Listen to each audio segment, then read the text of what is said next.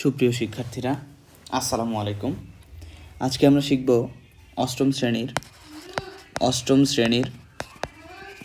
অষ্টম শ্রেণীর বিজ্ঞান বইয়ের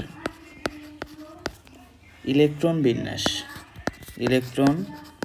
বিন্যাস।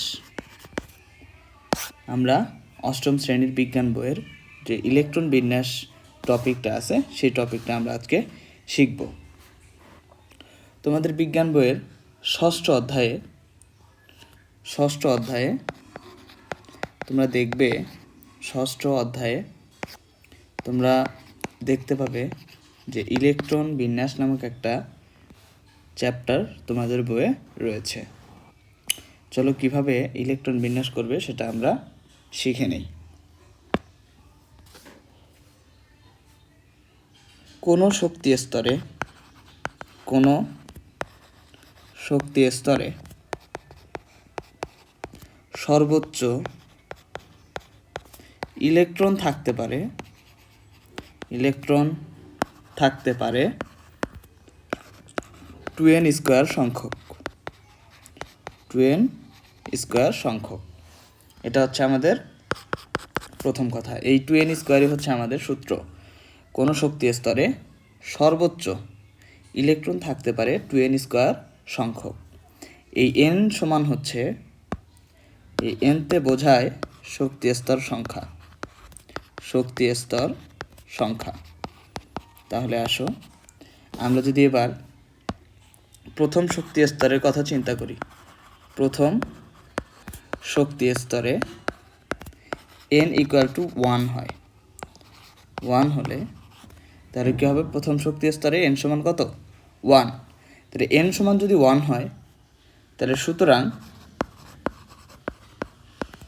প্রথম শক্তি স্তরে ইলেকট্রন থাকবে 2n square equal to 2 into 1 উপর স্কয়ার ইকুয়াল টু কত? 2t। তার মানে প্রথম শক্তি স্তরে থাকবে 2টি ইলেকট্রন। এবার আসো দ্বিতীয় শক্তি স্তরে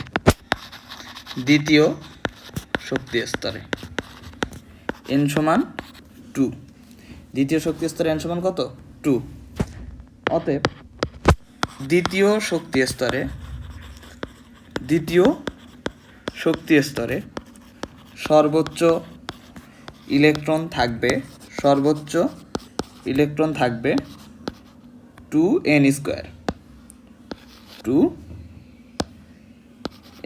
স্কয়ার, যেখানে 2 ইন্টু n এর মান হচ্ছে কত?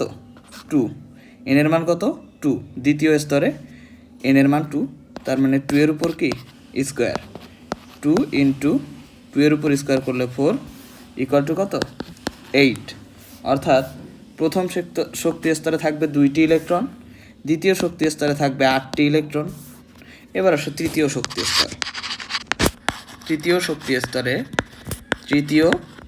শক্তি স্তরে n সমান 3। n সমান কত? 3।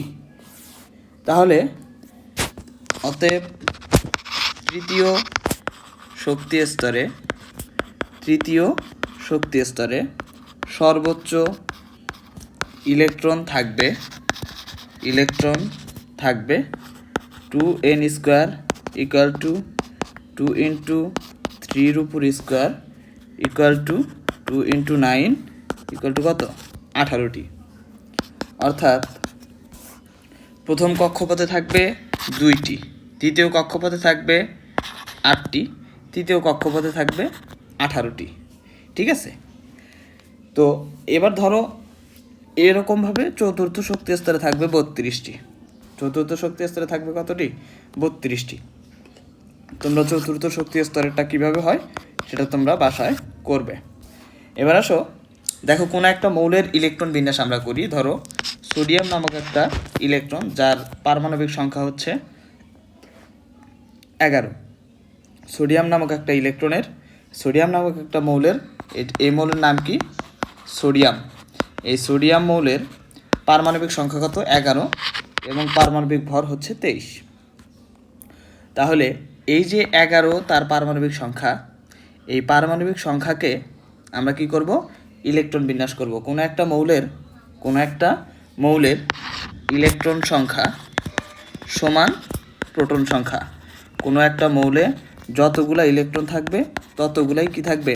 প্রোটন থাকবে। আবার কোনো একটা মৌলের প্রোটন সংখ্যাকেই পারমাণবিক সংখ্যা বলে।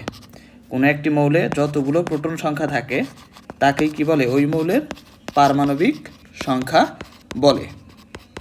পারমাণবিক সংখ্যা বলে। তাহলে সোডিয়ামের যেহেতু পারমাণবিক সংখ্যা 11, সুতরাং এর ইলেকট্রন সংখ্যাও কি? এবার আসো এই 11টি ইলেকট্রন কিভাবে যুক্ত থাকবে সেটা আমরা দেখি। ধরো সোডিয়াম এই যে প্রথম শক্তি স্তর, এটা হচ্ছে সোডিয়ামের কি? প্রথম শক্তি স্তর। এটা হচ্ছে সোডিয়ামের দ্বিতীয় শক্তি স্তর। এটা হচ্ছে সোডিয়ামের তৃতীয় শক্তি স্তর। এটা হচ্ছে কি? সোডিয়ামের তৃতীয় শক্তি স্তর। তাহলে দেখো এই যে প্রথম শক্তি স্তর, এই প্রথম শক্তি স্তরে 2টা ইলেকট্রন থাকবে। এই যে 2টা ইলেকট্রন থাকলো, এই যে গোল গোল 2টা ইলেকট্রন কি? প্রথম শক্তি স্তরে। দ্বিতীয় শক্তি স্তরে থাকে 8টা। তাহলে দাও 8টা, 2, 4, 6, 8। এখন তুমি গোনো। প্রথম শক্তি স্তরে ছিল 2টা, দ্বিতীয় শক্তি স্তরে তুমি দিয়ে দিছো 8টা। 2 আর 8 কত হয়? 10। তার মোট ইলেকট্রন সংখ্যাই ছিল 11, তার মধ্যে 10টা তুমি দিয়ে দিছো। তাহলে শেষ কক্ষপথে কয়টা থাকবে? 1টা। তার মানে সোডিয়ামের ইলেকট্রন বিন্যাস 2, 8, 1। এই হচ্ছে আমাদের সোডিয়ামের ইলেকট্রন বিন্যাস। এবার আসো আবার ধরো ক্যালসিয়াম নামক এই মৌলের 20 হচ্ছে পারমাণবিক সংখ্যা এবং 40 হচ্ছে তার ভর। এটা হচ্ছে কি? পারমাণবিক ভর। এটা হচ্ছে পারমাণবিক সংখ্যা। আবার পারমাণবিক সংখ্যা সমান প্রোটন সংখ্যা সমান ইলেকট্রন সংখ্যা। তাহলে আসো এই 20 এই মৌলের আমরা ইলেকট্রন বিন্যাস করব। প্রথমেই এইভাবে গোল দাগ দিয়ে করাই। দেখো প্রথম শক্তি স্তর, দ্বিতীয় শক্তি স্তর, তৃতীয় শক্তি স্তর। ঠিক আছে? তো প্রথম শক্তি স্তর দেখো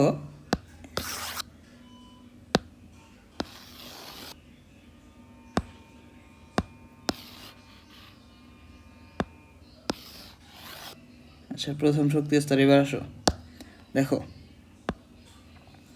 ধরো ক্যালসিয়ামের এই হচ্ছে প্রথম শক্তি স্তর, এটা হচ্ছে দ্বিতীয় শক্তি স্তর, এটা হচ্ছে তৃতীয় শক্তি স্তর, এটা হচ্ছে আমাদের চতুর্থ শক্তি স্তর। এই যে প্রথম, দ্বিতীয়, তৃতীয়, চতুর্থ শক্তি স্তর, তাহলে আমরা জানি কোনো একটা মৌলের ইলেকট্রন বিন্যাসের সময় প্রথম শক্তি স্তরে সর্বোচ্চ যাইতে পারে 2টা।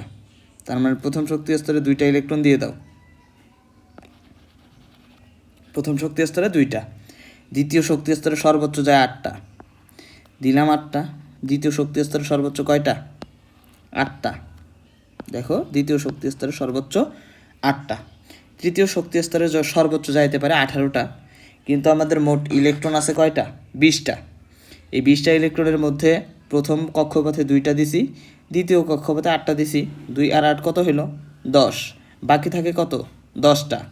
মানে 20টা মোট ইলেকট্রন, তার মধ্যে প্রথম কক্ষপথে 2টা দিছি, দ্বিতীয় কক্ষপথে 8টা দিছি। তার মানে 10টা চলে গেছে, বাকি থাকলো আর 10টা। 3 নম্বরের কক্ষপথে সর্বোচ্চ থাকতে পারে 18টা, কিন্তু ক্যালসিয়ামের বাকি আছে আর 10টা। তাই এই 10টা ইলেকট্রন তার কোন কক্ষপথে থাকবে? তৃতীয় শক্তি স্তরে থাকবে। 2, 4, 6, 8, এই হচ্ছে 10টি। তার মানে আমাদের শেষ কক্ষপথটার কি কোনো প্রয়োজন নাই।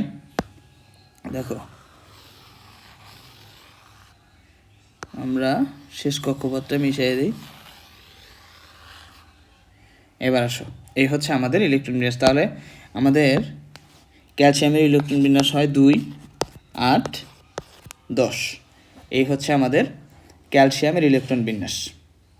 আশা করি তোমরা বুঝতে পেরেছ। আজকে এ পর্যন্তই, দেখা হবে আগামী ভিডিওতে।